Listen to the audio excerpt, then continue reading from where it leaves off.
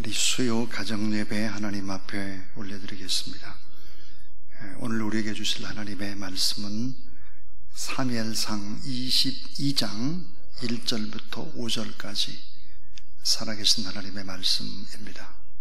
그러므로 다윗이 그곳을 떠나 아둘람 굴로 도망하매 그의 형제와 아버지의 온 집이 듣고 그리로 내려가서 그에게 이르렀고 환난당한 모든 자와 빚진 모든 자와 마음이 원통한 자가 다 그에게로 모였고 그는 그들의 우두머리가 되었는데 그와 함께한 자가 400명 가량이었더라. 다윗이 거기서 모압 미스베로 가서 모압 왕에게 이르되 하나님이 나를 위하여 어떻게 하실지를 내가 알기까지 나의 부모가 나와서 당신들과 함께 있게 하기를 청하나이다 하고 부모를 인도하여 모압 왕 앞에 나아갔더니 그들은 다윗이 요새에 있을 동안에 모압 왕과 함께 있었더라. 선지자 갓이 다윗에게 이르되 너는 이 요새에 있지 말고 떠나 유다 땅으로 들어가라. 다윗이 떠나 헤레스풀에 이르니라. 아멘. 송하춘의 소설 청량리 역에서 나오는 이야기입니다. 청량리 역에 버려진 늙으신 어머님의 이야기인데, 직장을 잃고 살기가 어려워진 아들 부부는 어머님을 청량리 역으로 데리고 나와서 어머니에게 잠시 기다리라고 해놓고는 슬그머니 개찰구를 빠져나가서 열차를 탑니다. 강원도에서 살아가기 위해서죠. 역 대합실 기둥 밑에 기대고 앉아서 눈만 껌뻑거리며 종일 있었던 노모는 마침내 버려진 노인이 되어 경찰의 인계가 됩니다. 그리고 집이 어딘지 자식이 누구인지를 말해야 하는 사정에 빠집니다. 그때 노모는 몰래 준비해온 비상 2알을 우유와 함께 마시고 숨을 거두는 이야기입니다.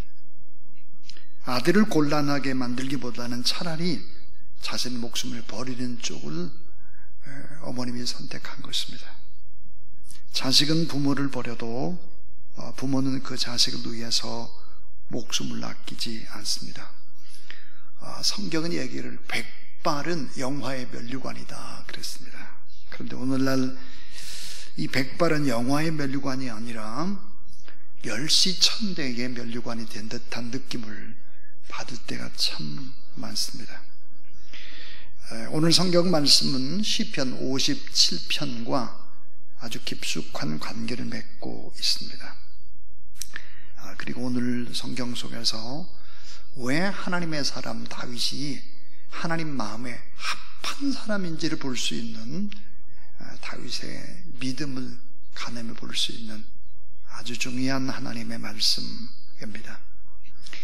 지금 다윗의 상황은 죽음을 피하기 위해서 정말 조마조마한 상황, 목숨을 부지하기가 어려운 그런 상황입니다.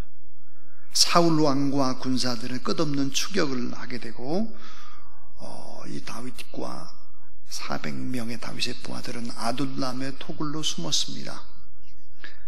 근데 이 400명의 사람들을 이렇게 소개합니다. 환난당한 자들, 빚진 자들, 마음이 원통한 자들 400명이 모였다 그랬습니다. 너무너무 고통스러운 상황, 전쟁통에 쫓기는 신세, 굴 속에서 숨어야 하는 그런 때입니다. 이 같은 전시에 다윗의 행동을 보면은 참 놀라운 아름다운 사랑을 볼 수 있습니다. 그 다윗의 모습 3가지를 생각해 볼 텐데, 그 첫 번째, 이 다윗은 상황이 어려워도 부모님께 효도합니다 하는 거예요. 아무리 상황이 전시를 할지라도, 아무리 상황이 사울왕에게 쫓긴다 할지라도 3,000명의 특공대들이 샅샅이 이잡듯이 뒤지는 상황 속에서도 부모님께 효도합니다. 사무엘상 22장 3절, 다윗은 모압 미스베로 가서 모압 왕에게 이렇게 말을 합니다. 내 아버지, 내 어머니를 이리로 와서 당신과 함께 있게 해주십시오. 하나님이 나에게 이런 일을 하실지 알 수 있을 때까지 좀 당신이 우리 어머니 아버지를 좀 보살펴 주세요. 모압 왕에게 그렇게 부탁을 하는 것입니다. 이 다윗은 자신의 부모님을 위해서 모압 왕에게까지 가죠. 이 다윗의 부모님은 모압 왕과 완전하게 좀 있도록 보호해달라고 하는 간청입니다. 지금 다윗은 도망자 신세요 난리 속에 있지만 부모님을 안전하게 모시고 싶었습니다. 이 다윗의 인생은 참 환난과 핍박으로 잠들 시간도 없을 만큼 촉각을 곤두세우는 그런 극한의 어려움 속에 있습니다. 그럼에도 불구하고 부모님 공경의 제5계명을 준수하고 하나님의 사람답게 인생을 살아내고자 했습니다. 근데 좀 더 깊이 다윗을 생각해 보면 정말 그 사랑, 그 은혜에 대해서 우리는 감탄하게 됩니다. 두 번째 생각해 볼 수 있는 것은 다윗은 받은 사랑과 관계없이 부모님을 사랑했습니다 하는 것입니다.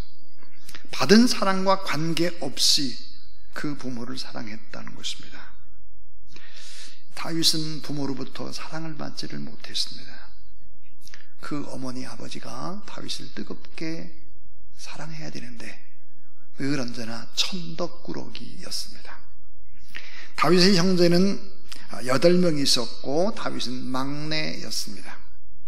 부모님으로부터 사랑을 받지 못한 이 기록이 대부분입니다. 다윗이 사무엘이 다윗의 집에 기름불을 들고 갔을 때도 7 아들은 다 있었지만 다윗만은 양떼들을 돌보는 베두인족으로 들판에 있었습니다.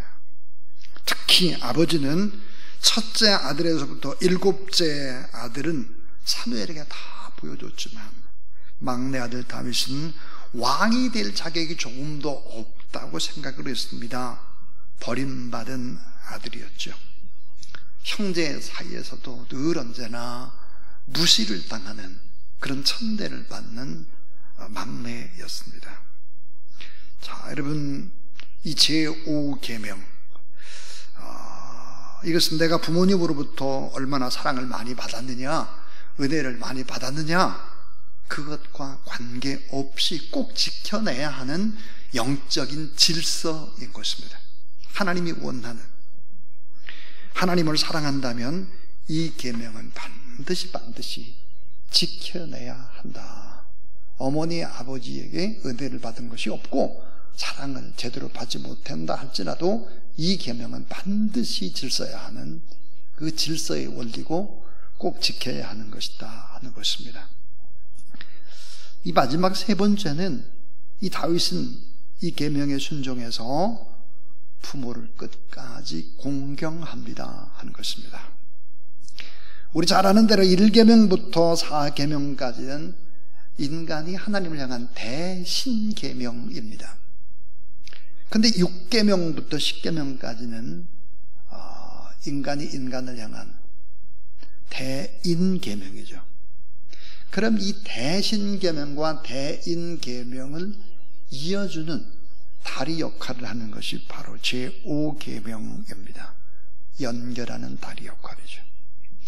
자, 출애굽기 21장 7절에 보니까 자기 아버지와 어머니를 저주하는 자는 반드시 죽일지니라 그렇게 되어 있고, 디모데전서 5장 8절 누구든지 자기 친족 특히 자기 가족을 돌보지 아니하면 믿음을 배반한 자요, 뭐라고 되어 있느냐, 불신자보다 더 악한 자니라 그랬습니다. 불신자보다 훨씬 더 악한 사람이다 그랬습니다. 자, 오늘 4절 말씀에 다윗이 요새에 숨어있는 동안에 그의 부모는 모압 왕과 함께 있습니다. 안전하게. 5절에 보면 하나님께서는 예언자 갓을 보내서 다윗에게 요새에 숨어있지 말고 유다 땅으로 빨리 가라 이렇게 얘기를 합니다.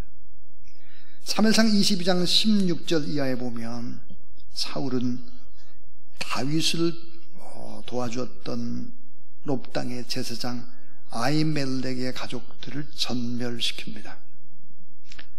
뿐만 아니라 롭 땅의 제사장 85명을 싹쓸이로 다 죽이는 엄청난 일들이 벌어집니다. 대학살 사건이죠. 하나님께서는 모압 땅에 있는 바로 다윗의 부모님을 모시고 헬의 숲속으로 가도록 인도를 했습니다. 결국은 부모를 공경하는 다윗의 이런 아름다운 삶의 모습은 결국은 다윗과 병사들을 안전하게 보호해 주시고 위기를 벗어날 수 있도록 해주시고 역전승의 기적을 베푸신다 하는 것입니다. 오늘 설교의 제목이 역전승의 기적을 보라 였습니다. 다윗 하나님의 말씀대로 계명대로 살아갈 때 하나님이 철저히 그를 지키시고 보호하십니다. 다윗은 상황이 어려워도 부모님께 효도합니다. 다윗은 받은 사랑과 관계없이 그 부모를 사랑했습니다. 다윗은 계명에 순종해서 끝까지 부모를 공경합니다. 결국은 하나님께서 다윗과 그 군대들을 계속 위기 속에서도 역전승하도록 도우셨고, 놀랍게도 아들람의 토굴 속에서 400명이었던 사람들이 200명이 더 불어나서 600명이 됩니다. 시편 57편이 이제 금요일 날 이제 보게 될 텐데요. 시편 57편은 아둘람의 토굴 속에서 역사의 새벽을 깨우는 비전을 받는 이야기입니다. 내 영혼이 새벽을 깨우리로다. 지금 이스라엘의 역사는 어둠의 역사지만 하나님이 반드시 새벽을 깨운다라고 하는 비전. 이 비전은 바로 아둘람의 토굴 속에서 오늘 본문과 연관되어 있는 하나님의 말씀입니다. 시편 57편 1절은 이렇게 소개합니다. 하나님이여 내게 은혜를 베푸소서, 내게 은혜를 베푸소서. 내 영혼이 주께 피하되 주의 날개 그늘 아래에서 이 재앙이 지나가기까지 피하리이다 그랬습니다. 시편 57편이 바로 다윗의 믹담, 황금의 시라고 이제 소개되는 것이 바로 이런 내용 때문입니다. 역전승의 기적을 보라, 그런 제목이었습니다. 가정에서 부모를 공경하고 정말 받은 은혜와 사랑에 관계없이 끝까지 그 부모를 사랑하고 효도하는 그런 여러분 되기를 주의 이름으로 축원합니다.